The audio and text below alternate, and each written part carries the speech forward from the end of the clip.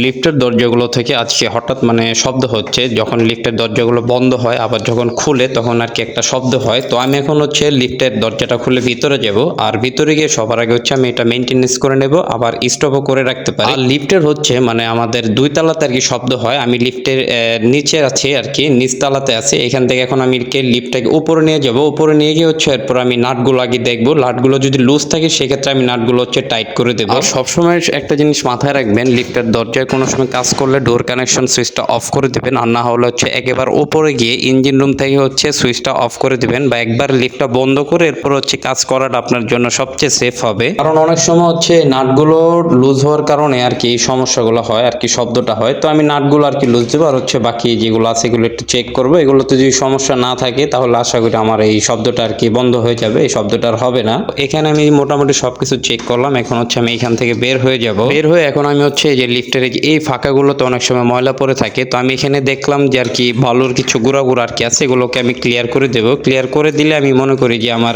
লিফটের দরজার শব্দগুলো আর কি বন্ধ হয়ে যাবে। তো এগুলোকে আমি ফালাই দিই। এখন দেখেন এখন কোনো শব্দ হচ্ছে না। তো যাই হোক, আপনাকে পুরো ভিডিওটি দেখার জন্য ধন্যবাদ। আর আমার পেজটিতে একটি করে ফলো দিয়ে দিবেন, আর সবাই পাশে থাকবেন। ধন্যবাদ।